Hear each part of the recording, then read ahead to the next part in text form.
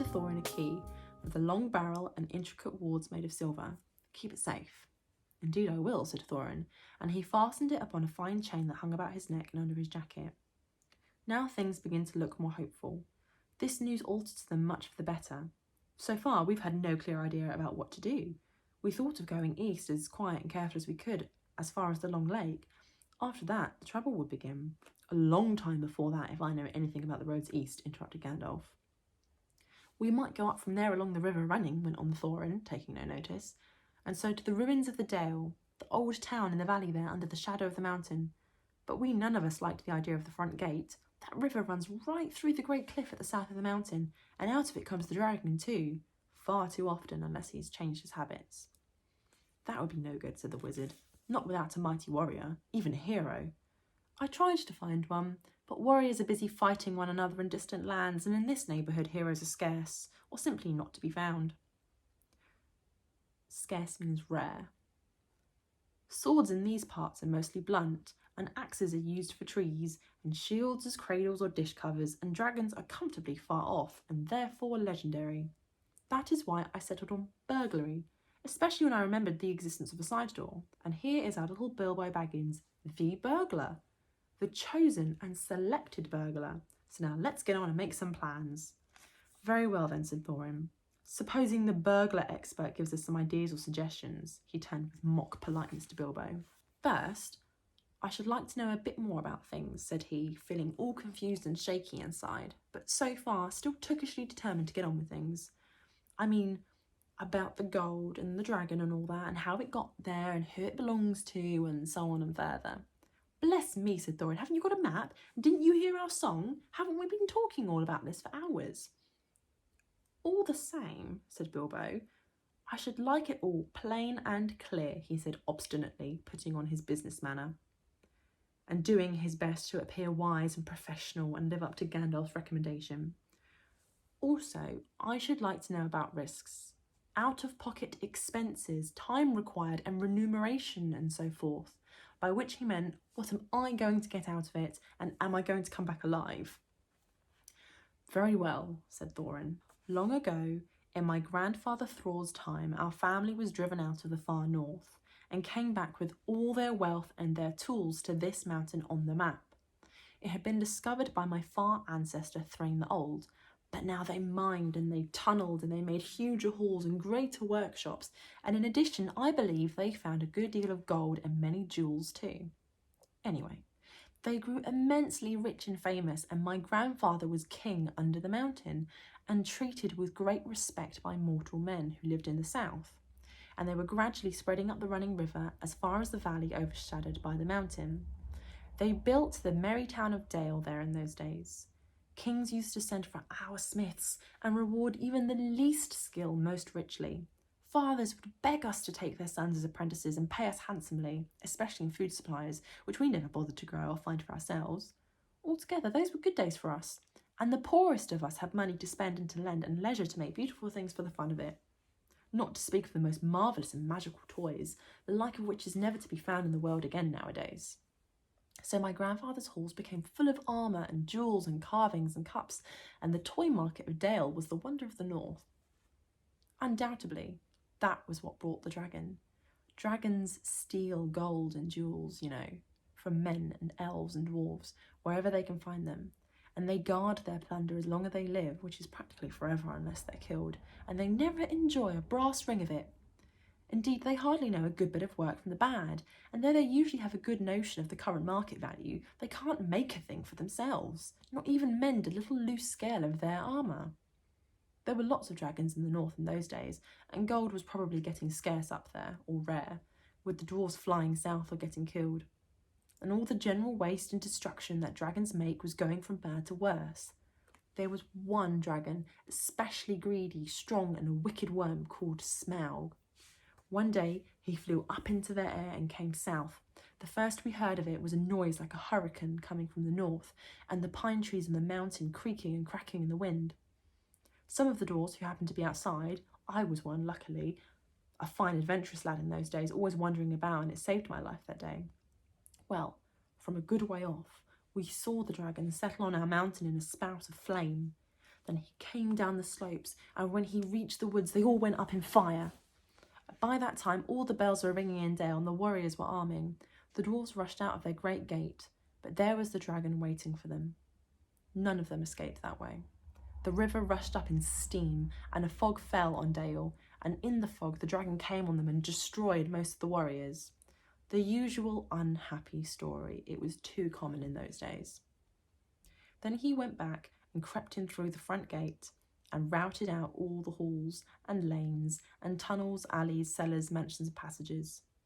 After that there were no dwarves left alive inside, and he took all the wealth for himself. Probably, for that is the dragon's way, he has piled it all up in a great heap far inside, and he sleeps on the treasure for a bed. Later he used to crawl out of the great gate and come by night to Dale and carry away people to eat, until Dale was ruined and all the people were dead or gone. What goes on there now, I don't know for certain, but I don't suppose anyone lives near that mountain nowadays. The few of us that were well outside sat and wept and cursed Smaug, and there we were unexpectedly joined by my father and grandfather with singed beards. They looked very grim, but they said very little, and when I asked how they got away, they told me to hold my tongue and that one day in the proper time I should know. After that we went away, and we had to earn our livings as best we could up and down the lands, often sinking low with blacksmith work or even coal mining. But we have never forgotten our stolen treasure, and even now, when I would allow, we have a good bit laid by and are not so badly off. Here Thorin stroked the gold chain around his neck. We still mean to get our treasure back, and to bring our curses home to Smaug if we can. I have often wondered about my father's and grandfather's escape. I see now they must have had a private side door which only they knew about, but apparently they made a map, and I should like to know how Gandalf got hold of it and why it didn't come down to me, the rightful heir. I didn't get hold of it. I was given it, said the wizard. Your grandfather Thrall was killed, you remember, in the mines of Moria by Azog the Goblin. Curse his name, yes, said Thorin.